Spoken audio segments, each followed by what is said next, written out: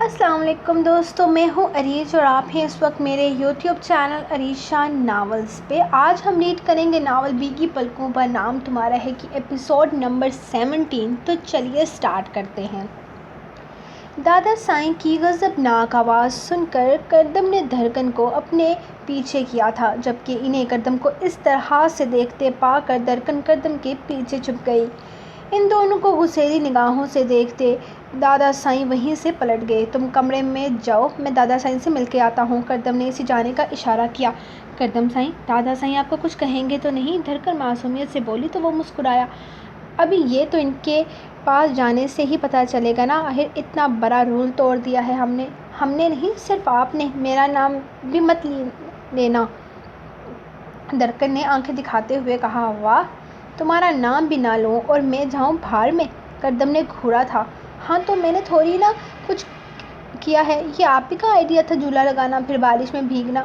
اس سب میں میری تو کوئی غلطی نہیں ہے، میں تو ہوں ہی معصوم سی۔ آپ کی غلطی ہے، آپ ہی ڈانٹ کھائیں اکیلے، خبردار جو میرا نام لیا۔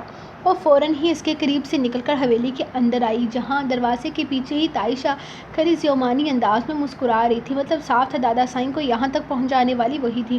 تھوڑا سا صبر ہی کر لیتی دھڑکن، تم تو پیچھے ہی پڑ گئی ہو کردم سائیں کے، ابھی تمہاری رخصتی کو وقت باقی ہے، اور ویسے بھی کردم سائیں کو زیادہ چپکنے والی لڑکیاں پسند نہیں ہیں۔ تائشہ نے اس کے قریب کھڑے ہو کر مسکراتے ہوئے اس کی معلومات میں اضافہ کیا تھا۔ مجھے پتہ ہے تائشہ ریٹا کہ کردم سائیں کو چپکنے والی لڑکیاں پسند نہیں ہیں، لیکن وہ خود ہی بہت رومانٹک ہیں۔ کل مجھے ڈانٹ دیا نا، اس لیے معافی مانگنے کے لیے انہوں نے میرے لیے سرپرائز پلان کیا تھا۔ مجھے نہیں پتہ تھا کردم سائیں اتنے رومانٹک ہو سکتے ہیں۔ آپ کو بھی نہیں پتہ تھا نا؟ خیر چھوڑیں، آپ کو کیسے پتہ ہوگا، آپ ان کی بیوی تھوڑی ہیں۔ دھڑکن نے شرماتے ہوئے اسے جتلایا تھا، اور ویسے بھی وہ آپ سے تو زیادہ بات بھی نہیں کرتے۔ وہ کیا ہے کہ انہیں چپکنے والی لڑکیاں پسند نہیں ہیں؟ دھڑکن اس پر طنز کے تیر چلاتی مسکراتے ہوئے اندر چلی گئی، جبکہ اس کی باتوں اور انداز پر چہرے پر کھلی مسکراہٹ نے تائشہ کو اندر تک راغ کر دیا تھا۔ ہوریا یار، اٹھ جاؤ، ہمیں باہر جانا ہے، کب تک یوں ہی سوتی رہو گی، کتنا انتظار کروں؟ مقدم کافی دیر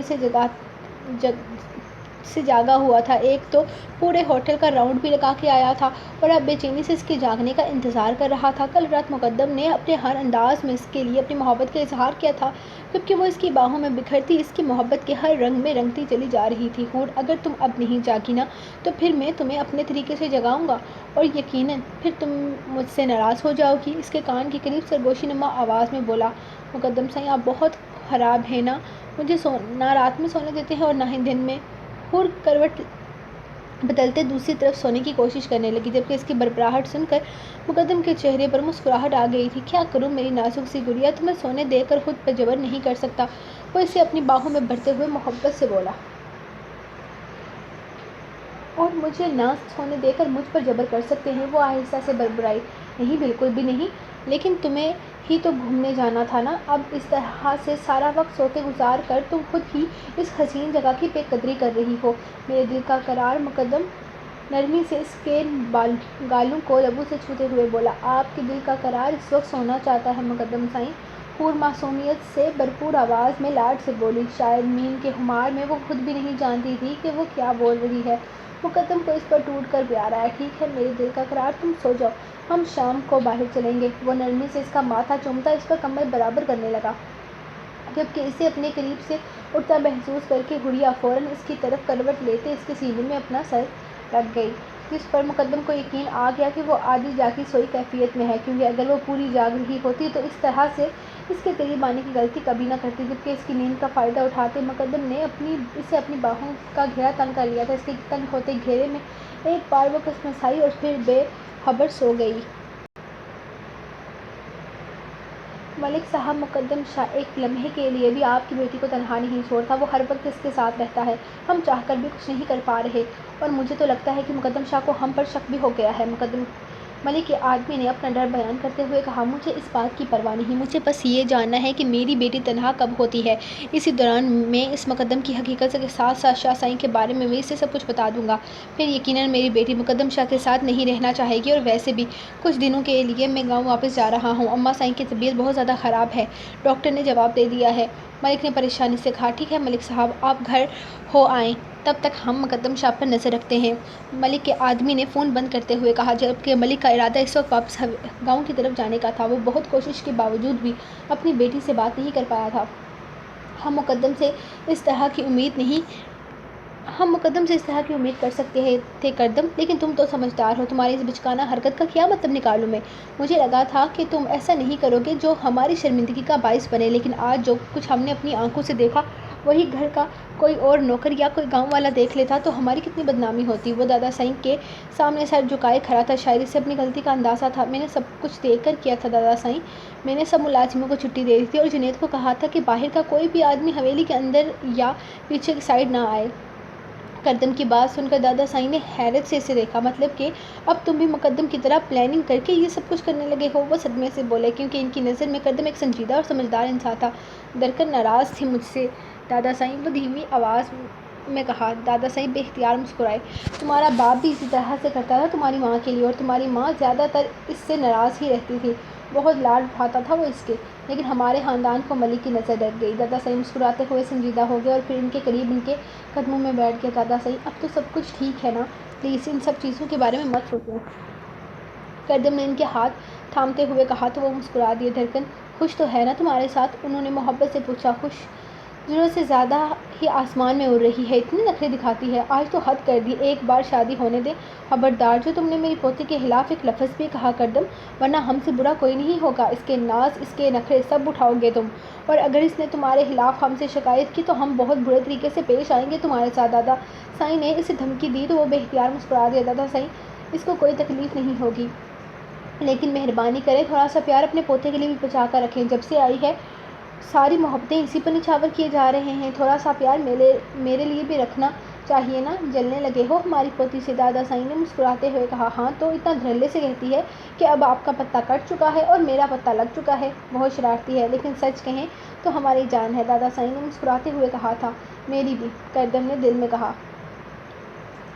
وہ اسے ایک بہت ہی خوبصورت جگہ پر لے کر آیا تھا۔ یہ ایک چھوٹا سا ریسٹورانٹ تھا جس کے اندر 2 بڑے بڑے کمرے تھے، جبکہ راہداری پھولوں سے بھری ہوئی تھی۔ گلاب کے پھولوں کو اس طرح سے سجایا گیا تھا کہ دیکھنے والے کو وہ اور بھی خوبصورت باغ نظر آتا تھا، یا شاید پرستان کا کوئی حصہ۔ بارش اب بھی ہو رہی تھی، ماحول کافی سرد تھا۔ ریسٹورانٹ کے اندر سب کچھ لکڑی کا تھا، یہاں تک کہ میزوں پر رکھے ہوئے گملے بھی۔ وہ اس سے سب سے پہلے آزاد کشمیر لایا تھا۔ یہ کوئی آزاد کشمیر کا چھوٹا سا ہوٹل آبادی سے الگ تھا، لیکن باہر سڑک پر ہر تھوڑی دیر کے بعد گاڑیاں تیزی سے نکل رہی تھیں، یعنی کہ یہ آبادی کی طرف نکلتی واحد سڑک تھی۔ اس سے تھوڑا سا آگے شہر کا بازار شروع ہوتا تھا، جبکہ جس ہوٹل میں وہ رہ رہے تھے یہ جگہ اس ہوٹل سے کافی زیادہ فاصلے پر تھی۔ چائے پینے کے بعد مقدم نے اسے واپس چلنے کے لیے کہا تو اس نے صاف انکار کر دیا۔ مقدم سائیں تھوڑی دیر یہاں پر رہتے ہیں نا، کتنی پیاری جگہ ہے۔ حوریہ نے اس کا ہاتھ تھام کر محبت سے کہا۔ مقدم نے مسکراتے ہوئے اس کا ہاتھ چوما۔ ٹھیک ہے میری جان، تم ذرا یہاں بیٹھو، میں دادا سائیں کو فون کر کے آتا ہوں۔ وہ محبت سے اس کے گالوں کو چھوتا اٹھا اور فاصلے پر ہو کر فون کرنے لگا۔ تبھی شیشے کی دیوار کے ساتھ ایک گاڑی آ کر رکی، جس میں سے 2 لڑکیاں نکلی اور ہوٹل کے اندر چلی آئی اور اس سے پہلے والے ٹیبل پر بیٹھ گئی، جبکہ ان دونوں لڑکیوں کا سارا دھیان باہر فون پر لگے مقدم پر تھا۔ حوریہ ان کے تنگ و چست کپڑے دیکھ کر شرمندہ ہو رہی تھی، جبکہ انہیں اس طرح سے مقدم کو دیکھتے اسے اچھا خاصا غصہ آ گیا تھا۔ ان دونوں لڑکیوں کو گھورتے وہ اٹھی اور مقدم کا ہاتھ تھاما۔ چلیں یہاں سے، وہ اسے گھسیٹتے ہوئے بولی تو مقدم نے اس کا ہاتھ تھام کر اسے روکنا چاہا۔ کیا ہوا حور، تھوڑی دیر اور رکنا چاہتی تھی نا تم؟ مقدم نے پوچھا۔ کچھ نہیں ہوا، بس ابھی کے ابھی چلیں میرے ساتھ، وہ اس سے کہتی ان دونوں لڑکیوں کو گھورتی اسے جواب دینے لگی، جبکہ مقدم اس کی نظروں کا پیچھا کرتے ہوئے لڑکیوں کی طرف دیکھا تھا۔ اپنی بیوی کے اس انداز پر اسے ٹوٹ کر پیار آیا تھا۔ وہ اس کے پیچھے پیچھے چلنے لگا۔ بیوی، دیکھا تم نے وہ لڑکیاں کتنی پیاری تھیں اور کیسے مجھے گھور رہی تھی؟ گاڑی اسٹارٹ کرتے مقدم نے اسے چھیڑتے ہوئے کہا تو حوریہ نے اسے گھور کر دیکھا۔ ایسی ہوتی ہیں پیاری لڑکیاں، کپڑے دیکھے تھے آپ نے ان کے؟ کوئی انہیں دیکھ لے تو نظر اٹھا کر دوبارہ نہ دیکھ پائے، وہ کھا جانے والے انداز میں بولی تو مقدم نے ڈرتے ہوئے گاڑی اسٹارٹ کر دی۔ یار بہت خطرناک ہوتی جا رہی ہو تم، اتنا کیوں منہ بنا رہی ہو؟ میں تو بس تعریف کر رہا تھا، اور حسن کی تعریف ہر انسان پر فرض ہے، اور ویسے بھی یہ لڑکیاں ہمیں دکھانے کے لیے ہی تو یہ سب کچھ پہنتی ہیں، اور جب وہ ہمارے لیے اتنی محنت کرتی ہیں، اپنا آدھا جسم دکھاتی ہیں، تو ہمارا بھی فرض بنتا ہے کہ ہم انہیں دل کھول کر سراہیں۔ مقدم سائیں وہ اپنی عزتوں کا سودا کرتی ہیں جس پر صرف ان کے محرم کا حق ہوتا ہے، اس طرح سے انہیں دیکھنے کا حق صرف ان کے شوہر رکھتا ہے، یہ ان کی امانت ہوتی ہیں۔ حریہ نے سمجھانا چاہا، ہاں میری جان، اور اگر وہ خود ہی اپنی امانت میں خیانت کر رہی ہیں تو کسی مرد کی کیا غلطی؟ اگر وہ اپنی شوہر کا حق اس طرح سے لوگوں میں تقسیم کر رہی ہیں تو لوگوں کی کیا غلطی ہے؟ اگر وہ اپنی عزتوں کا سودا کر رہی ہیں تو غلطی عورت کی اپنی ہے، اسے دیکھنے والے مرد کی نہیں۔ اگر عورت کو پردہ کرنے کا حکم ہے تو مرد کو بھی نظر نیچے رکھ کر چلنے کا حکم ہے۔ حریہ جل کر بولی، اس دنیا میں عورت سے زیادہ مضبوط اور کچھ نہیں ہوتا، مرد تو فطرت کے ہاتھوں مجبور ہو کر بھی اسے دیکھ لے گا، لیکن ہمارا معاشرہ عورت کی ذات پر قائم ہے، یہ معاشرہ عورت کی وفا پر قائم ہے، مرد صدیوں سے بھٹکا ہوا ہے۔ مقدم کی بات نے حریہ کو شرمندہ کر دیا تھا، ویسے بھی کیا کروں، ایسے نظارے مجھے میری بیوی نہیں کراتی تو کہیں تو کرنے۔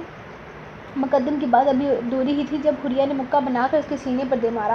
اس کے حق جتاتے انداز میں مقدم قہقہہ لگا کر ہنسا تھا اور اس کا وہی ہاتھ تھام کر چوم ڈالا۔ آئی لو یو میرے دل کا قرار، وہ شدت سے بولا تو حریہ اپنا ہاتھ چھڑواتی باہر دیکھ کر شرمانے لگی۔ دادا سائیں نے مقدم کو اپنے کمرے میں بلایا تھا اور جیسے ہی گھر واپس آیا سب سے پہلے ان کے کمرے میں گیا تھا۔ ملازم نے کہا تھا کہ آج انہیں ان سے بہت ضروری بات کرنی ہے، جبکہ ملازم اسے یہ بھی بتا چکا تھا کہ آج دوپہر ڈیرے پر ایک عورت ان سے ملنے کے لیے آئی تھی۔ تمہاری نانی آخری بار تم سے ملنا چاہتی ہیں، وہ تمہاری دلہن کو دیکھنا چاہتی ہیں۔ دادا سائیں آپ جانتے ہیں یہ ممکن نہیں ہے۔ مقدم فوراً ان کے قریب سے اٹھ کھڑا ہوا۔ مقدم جو کچھ بھی ہوا اس میں اس عورت کی کوئی غلطی نہیں ہے، وہ تمہاری نانی ہے، تم سے ملنا چاہتی ہیں اور اپنی زندگی کی آخری سانسیں گن رہی ہیں۔ آج ان کی ملازمہ ملنے آئی تھی ہم سے اور ہمارے آگے گڑگڑا رہی تھی کہ ہم ان کی آخری خواہش پوری کریں، اور ہم وعدہ کر کے آئے ہیں۔ دادا سائیں نے اس کی طرف دیکھتے ہوئے کہا، یقیناً اسے اپنے وعدے کے بارے میں بتایا تو وہ نظریں جھکا گیا۔ میں اس خاندان کے کسی شخص سے نہیں ملنا چاہتا دادا سائیں، اور جہاں تک ان کی عورتوں کی بات ہے تو حریہ کی کوئی غلطی نہیں ہے۔ اگر آپ یہ بات نہیں سمجھ سکتے تو پلیز اس خاندان کی عورتوں کو بھی اتنی ہی سزا ملنی چاہیے جتنی حریہ کو ملتی ہے۔ حریہ کو اس گھر میں کوئی تکلیف نہیں ہے، کیا اس کے لیے یہ تکلیف کم ہے کہ اس کا باپ اس کی ماں کا قاتل ہے؟ کیا اس کے لیے یہ تکلیف کم ہے کہ اس کے اپنے سگے نانا اسے اپنی نواسی نہیں مانتے؟ یا اس کے لیے یہ تکلیف کم ہے کہ اس کی خالہ اسے دن رات تانے دیتی ہے؟ یا پھر چھوٹی امی سائیں کی بات ہی کر لیتے ہیں، کس طرح سے انہوں نے حریہ کی ذات کو، اس کے کردار کو اپنے لفظوں سے گھائل کیا، اس لیے کہ وہ اس گھر کی بیٹی نہیں ہے یا اس لیے کہ وہ ملک کی بیٹی ہے؟ یاد رکھیے دادا سائیں، اگر وہ ملک کی بیٹی ہے تو میں ملک کا بھانجا ہوں۔ اگر ملک کی بیٹی کو خاندان سے محبت کرنے کی اجازت نہیں ہے تو مجھے کیوں؟ اگر ملک کی بیٹی کو خاندان سے ملنے کی اجازت نہیں ہے تو مجھے کیوں؟ معاف کیجیے گا دادا سائیں، میں اس گھر میں تب تک قدم نہیں رکھوں گا جب تک حریہ کو اس گھر میں وہ مقام نہیں ملتا جو ایک بیٹی کا ہوتا ہے۔ مقدم نے اسے اپنی بیوی کا مقام دلوایا ہے، لیکن میں اسے اس گھر میں اپنی بہن کا مقام دلواؤں گا۔ اور یاد رکھیے گا دادا سائیں، جس طرح سے آپ مجھ سے، مقدم سے محبت کرتے ہیں یا پھر دھڑکن سے محبت کرتے ہیں، اس کی ہی محبت آپ کو حریہ کو بھی دینی ہوگی، کیونکہ وہ اپنے کو چھوڑ کر یہاں آ رہی ہے ہمارے ساتھ، اس کے لیے اپنے ہم ہیں اور اپنے محبت کرتے ہیں دادا سائیں، نفرت نہیں۔ جو محبت آپ ہمیں سکھاتے ہیں وہی محبت آپ اس معصوم سے کیوں نہیں کرتے جسے صرف چند دن کا اٹھا کر اس حویلی میں لے کر آئے تھے آپ؟ اس معصوم کو دیکھ کر بتائیں مجھے کہ کیا وہ نفرت کے قابل ہے؟ نہیں دادا سائیں، وہ محبت کے قابل ہے۔ اس گھر میں وہ ملک کی بیٹی بن کر نہیں، آپ کی نواسی بن کر آئی تھی، پھر وہ کیوں آپ کی نفرتوں کے لائق ہے، محبتوں کے نہیں؟ آج پہلی بار ان کے سامنے مقدم نے آواز اٹھائی تھی، وہ تو کبھی ان سے کچھ کہتا ہی نہیں تھا، لیکن کب تک حریہ کو یوں ہی تڑپتے نفرتوں کی بارش میں بھیگتا دیکھتا رہے؟ وہ نہ جانے کیا کیا بول کر چلا گیا، جبکہ دادا سائیں صرف یہ سوچ رہے تھے کہ ان کی حریہ نفرت کے قابل ہے۔ صحیح کہا تھا مقدم نے، جب وہ اس گھر میں آئی تھی تب سائیں کی نواسی بن کر آئی تھی، ملک کی بیٹی نہیں۔ مقدم نے کمرے میں قدم رکھا تو حریہ کہیں نہیں تھی۔ واش روم سے پانی گرنے کی آواز سن کر وہ بیڈ پر بیٹھا اس کا انتظار کرنے لگا۔ آج دوپہر میں حریہ کی جلن دیکھ کر نہ جانے کیوں اسے بہت مزہ آیا تھا، صرف وہی اس کے لیے پاگل نہ تھا، عشق کے کچھ جراثیم حریہ میں بھی موجود تھے جو اسے جلن میں مبتلا کر رہے تھے۔ اس کی حالت کا سوچ کر وہ ایک بار پھر سے مسکرایا۔ کافی دیر انتظار کرنے کے بعد بھی حریہ باہر نہ آئی تو اسے پکارنا پڑا، میرا سونا ماہی، میرے دل کا قرار، باہر آنے کا ارادہ ہے یا میں اندر آ جاؤں؟ وہ اونچی آواز میں دلکشی سے بولا، جبکہ اندر سے کوئی آواز نہ آئی۔ مقدم آنکھیں بند کر کے وہیں بیڈ پر اس کا انتظار کرنے لگا۔ تھوڑی دیر کے بعد واش روم کے دروازہ کھلنے اور پھر بند ہونے کی آواز آئی۔ مقدم ویسے ہی لیٹا رہا، لیکن کافی دیر کے بعد بھی اسے قدموں کے چلنے کی آواز سنائی نہ دی اور نہ ہی حریہ کو اپنے قریب محسوس کر پایا۔ وہ اٹھ کر واش روم کے دروازے کی طرف دیکھنے لگا، جہاں حریہ نظریں جھکائے کھڑی تھی۔ اس کے کپڑوں کو دیکھ کر بے ساختہ مسکرا دیا۔ ٹائٹ جینز میں چھوٹی سی شرٹ پہنے وہ اس کی 14 طبق روشن کر گئی تھی۔ وہ خاموشی سے آہستہ آہستہ چلتا اس کے پاس آیا، اس کا جھکا ہوا چہرہ اپنے ہاتھوں میں بھر کر اوپر اٹھایا۔ میرا بیبی اتنا جل گیا ہے لڑکیوں سے، وہ جذبات سے بھرپور لہجے میں بولا، جبکہ اس کے لفظوں کا مطلب سمجھ کر حریہ نے نظر اٹھا کر اس کی طرف دیکھا اور اگلے ہی لمحے مقدم کے قہقہے سے پورا کمرہ گونج اٹھا۔ حریہ اسے دیکھ کر رہ گئی۔ اسی طرح سے زور زور سے ہنستا پا کر حریہ نے اسے دھکا دیا اور واپس لوٹ کر جانے لگی، لیکن اس سے پہلے مقدم نے اس کا ہاتھ تھام کر اسے اپنے قریب کھینچ لیا۔ ابھی اتنی محنت کر ہی لی ہے میرے دل کے قرار نے، تو داد تو وصول کر لو، وہ اس کے چہرے پر جھکتے ہوئے بولا۔ اس کے ہوشربا سرابے کو اپنی باہوں میں بڑھے وہ بیڈ پر لے آیا۔ تم بہت خوبصورت ہو، میرے لیے دنیا کی سب سے خوبصورت عورت۔ مجھے اپنی طرف متوجہ کرنے کے لیے تمہیں یہ سب کچھ کرنے کی ضرورت نہیں ہے، تم سادگی میں ہی مجھے چاروں شانے چت کرنے کی صلاحیت رکھتی ہو، وہ اس کے چہرے پر جھکتے ہوئے بولا۔ اس دنیا میں کوئی اور تمہاری جگہ نہیں لے سکتا، اس دل کی سلطنت نے تمہیں ملکہ کا مقام دیا ہے، اب اس دل کی سلطنت پر کوئی قبضہ نہیں کر سکتا۔ مقدم شاہ کی محبت کی میم پر بس تمہاری ملکیت ہے، اس کے ہے پر صرف تمہارا حق ہے، اس کے بے پر بس تم بسی ہو، اس کے تے پر بس تمہیں پانے کی طرف ہے۔ وہ اس کے چہرے کو نرمی سے اپنے ہاتھوں میں بھرے اسے اپنی محبتوں کے حرف کا مطلب سمجھا رہا تھا، جبکہ اس کے لفظوں کو اپنے دل میں اترتا محسوس کرتی حریہ اس کی باہوں میں پگھلنے لگی۔ اب ان سب باتوں کا کوئی مطلب نہیں ہے چودھری، یہ زمین ہمارے نام ہو چکی ہے، سب کچھ ہمارا ہے، اب بیکار میں یہ باتیں کر کے تم اپنا اور ہمارا وقت ضائع کر رہے ہو، اس لیے میں نہیں چاہتا کہ یہاں کوئی بھی بدمزگی ہو۔ میں اس زمین پر کام کرنا شروع کر چکا ہوں، بہتر ہوگا کہ تم اپنا بوریا بستر یہاں سے اٹھا کر یہاں سے نکل جاؤ۔ چودھری 3 دن سے اس زمین پر قبضہ جمائے بیٹھا تھا، اس نے سبھی آدمیوں کو اس زمین پر لگایا ہوا تھا، کسی بھی باہر والے کو زمین کی طرف آنے نہیں دے رہا تھا، لیکن آج قدم کے غصے کی انتہا ہو گئی تھی۔ 2 دن میں یہاں پر کام شروع ہونے والا تھا، کل تک اسے لگ رہا تھا کہ چودھری خود ہی باز آ جائے گا، لیکن ایسا نہیں ہوا۔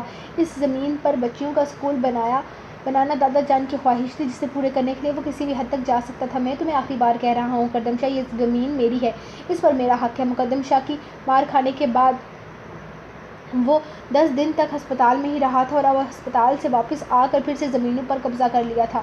اس وقت وہ بالکل بے فکر تھا، اسے پتہ تھا کہ مقدم شاہ اس وقت یہاں پر نہیں ہے، اور وہ جانتا تھا کہ شاہ سائیں کے دونوں پوتوں میں سے باقی صرف مقدم ہی ہے، وہی اپنا غصہ کنٹرول نہیں کرتا اور مار پیٹ پر اتر آتا ہے، جبکہ قدم ایسے معاملات سمجھداری سے حل کرتا تھا۔ مقدم شاہ کو یہاں نہ پا کر چودھری بالکل بے فکر ہو گیا تھا۔ میں تمہیں 2 دن کا وقت دے رہا ہوں چودھری، ان 2 دنوں میں مجھے تمہاری شکل اس زمین پر تو کیا اس گاؤں میں بھی نظر نہیں آنی چاہیے، ورنہ بہت پچھتاؤ گے۔ وہ اسے وارن کرتے ہوئے اٹھ کھڑا تھا۔ میں کسی سے نہیں ڈرتا قدم شاہ، یہ میری زمین ہے اور اس پر میرا حق ہے، یہ زمین میں تمہیں نہیں دوں گا۔ پیچھے سے دور دور تک چودھری کی چلانے کی آوازیں آ رہی تھی، جبکہ قدم یہ سوچ رہا تھا کہ اب دادا سائیں کو کیا جواب دے گا کہ اب زمینوں پر کام شروع کیوں نہیں ہوا۔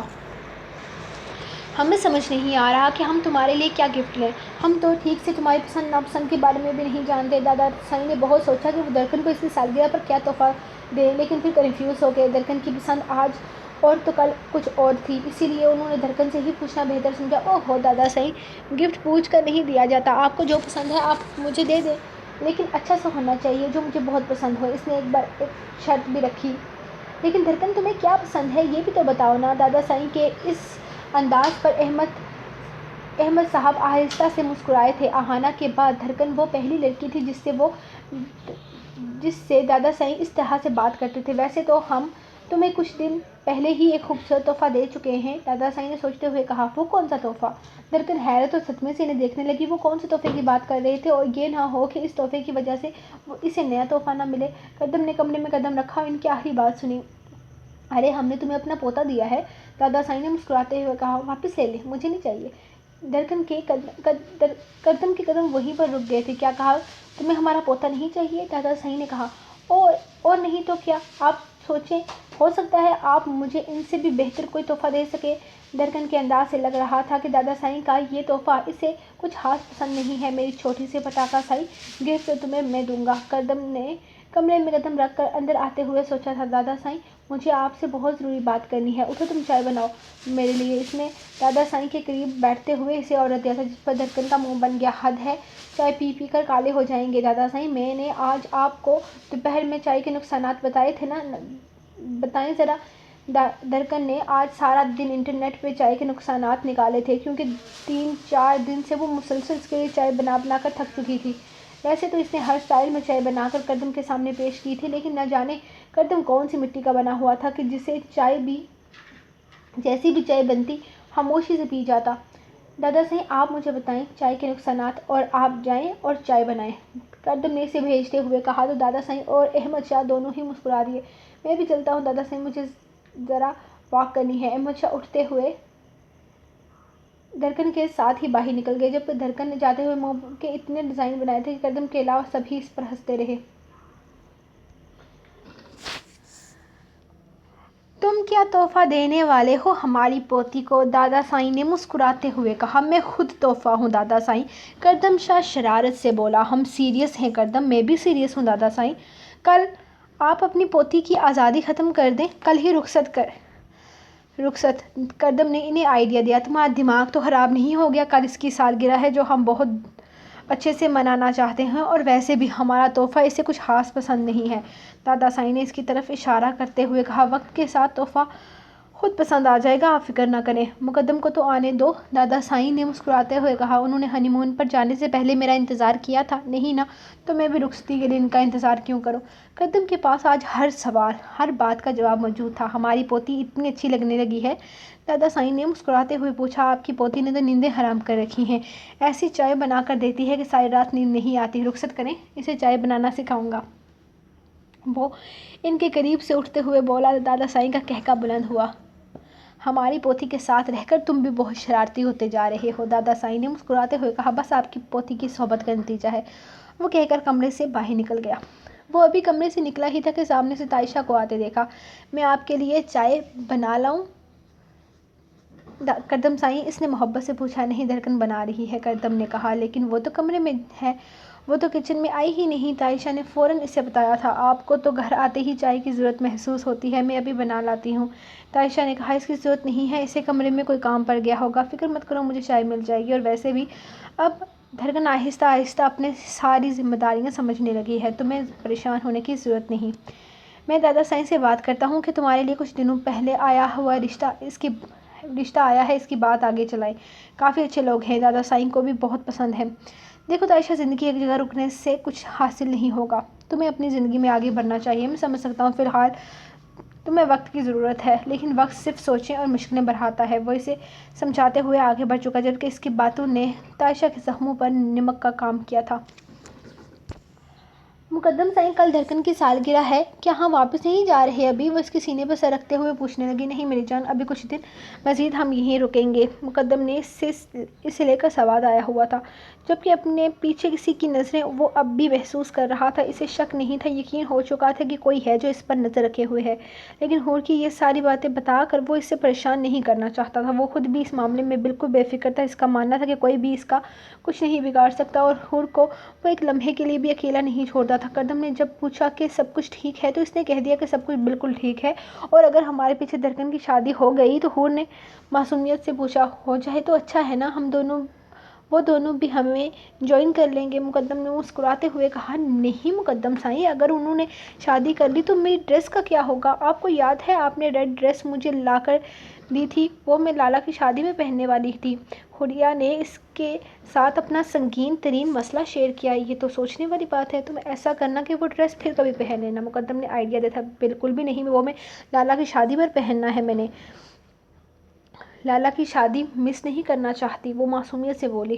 تم کچھ بھی مس نہیں کرو گی، بے فکر رہو، وہ اس کا ماتھا چومتے ہوئے بولا۔ اب جلدی سے سونے کی تیاری پکڑو، کیونکہ آگے اب تم نے میری نیندیں خراب کی تو تمہیں ساری رات سونے نہیں دوں گا، اس نے دھمکی دی تھی، جسے سنتے ہی دھڑکن نے اپنا سر اس کے سینے پر رکھ دیا۔ نیند کی وادیوں میں گم ہوتے اس نے کردم کی انگلیوں کو اپنے بالوں میں نرمی سے چلتے ہوئے محسوس کیا تھا۔ سو گائز، یہ رہی آپ لوگوں کی آج کی ایپیسوڈ۔ ملیں گے نیکسٹ ایپیسوڈ کے ساتھ، تب تک کے لیے اپنی رائٹر کو دیں اجازت اور دعاؤں میں یاد رکھیں۔ اللہ حافظ۔